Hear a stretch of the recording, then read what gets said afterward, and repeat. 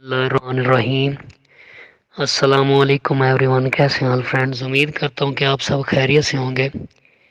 سو ہمارے تفسیر القرآن کے حوالہ سے لیکچرز جاری و ساری ہیں۔ آج کے لیکچر میں ہم یہ پڑھیں گے کہ قرآن پاک کے فضائل اور فوائد۔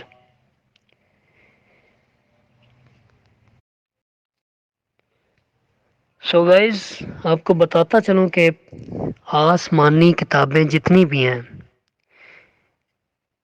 ان میں سے قرآن پاک واحد ایسی کتاب ہے جس کے لیے اللہ رب العزت نے فرمایا کہ اس کی حفاظت میں خود فرماؤں گا، اس کی حفاظت میں خود کروں گا۔ اب انسان میں کیا طاقت ہے جو رب کے کلام کے فضائل اور اس کے فوائد کو پورے طور پر بیان کر سکے؟ مسلمانوں کی واقفیت کے لیے چند باتیں اس کے فضائل کے متعلق اور چند فائدے بیان کیے جاتے ہیں۔ کلام کی عظمت کلام کرنے والے کی عظمت سے ہوتی ہے۔ ایک بات فقیر بے نوا کے منہ سے نکلتی ہے، اسی طرح دوسری بات جو ہے کسی بادشاہ یا حکیم کے منہ سے نکلتی ہے، تو فقیر کی جو بات ہے اس بات کی کوئی وقت نہیں ہوتی۔ جو بادشاہ کی بات ہوتی ہے وہ رسالوں میں، اخباروں میں وارد کر دی جاتی ہے۔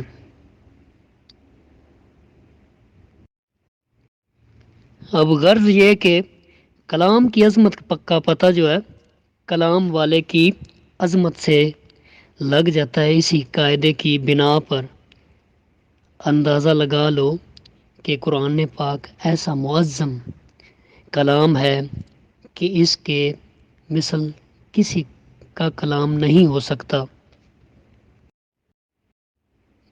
کیونکہ یہ خالق کائنات کا کلام ہے۔ اور اسی طرح ایک مثال بھی ہے کہ بادشاہوں کا جو کلام ہے وہ کلاموں کا بادشاہ ہوتا ہے۔ کلام ربانی میں سارے علوم، ساری حکمتیں موجود ہیں، جس میں سے ہر شخص اپنی لیاقت کے موافق حاصل کرتا ہے۔ اس سے پتہ عقل سے لگتا ہے اور تفسیریں دیکھنے سے معلوم ہوتا ہے کہ جس مفسر میں جیسی قابلیت ہے اسی قسم کے وہ بیش بہا موتی اس قرآن پاک سے نکال لیتا ہے۔ اب اگر کسی منطقی کی جو ہے تفسیر پڑھ لی جائے تو ایسا لگتا ہے کہ قرآن پورا منطق ہے۔ اگر کسی صرفی کی تفسیر پڑھ لی جائے تو قرآن ایسا لگتا ہے کہ جیسا پوری صرف ہے۔ اگر کسی نحوی کی تفسیر پڑھ لی جائے تو ایسا لگتا ہے کہ قرآن پورا نحو ہے۔ اور قرآن پاک صرف ایک علم نہیں ہے، قرآن پاک ایک حکمت بھی ہے، قرآن پاک شفا بھی ہے۔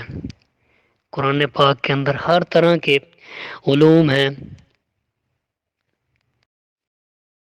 سو گائز، اگر ہم قرآن پاک کی تعریف ہی کرنے لگ جائیں اور قرآن پاک کی جو ہے قرآن پاک کے بارے میں بتانا شروع کر دیں تو ہماری زندگیاں ختم ہو سکتی ہیں، لیکن اس کی تعریف ختم نہیں ہو سکتی۔ سو ہمارا مقصد یہ ہے کہ ہم جو ہے آگے قرآن پاک کی تفسیر کی طرف جلد از جلد چلیں۔ سو امید کرتا ہوں کہ ہمارے ٹوٹے پھوٹے الفاظ اللہ پاک اپنی بارگاہ میں قبول و منظور فرمائے گا۔ اور یہ گائز یہاں پہ ایک اور چیز ہے کہ ہر طرح کا جو علم ہے قرآن پاک کے اندر موجود ہے۔ سو ہر بندہ تو نہیں اس طرح کا ذہن رکھتا کہ وہ ہر چیز اخذ کر سکے. اب جس طرح کا جس کا ذہن ہوگا قرآن پاک میں سے علوم اسی طرح کا اس کو حاصل ہوگا. سو ہمیں اللہ تعالیٰ اور اس کے رسول کے نقش قدم پہ چلنے کی ضرورت ہے اور ہمیں یہی اخذ کرنا ہے. خدا خدا ہماری اس کوشش کو قبول و منظور فرمائے اور ہمیں زیادہ سے زیادہ قرآن پاک سمجھنے اور سمجھانے کی توفیق عطا فرمائے. وما علینا الا البلاغ المبین.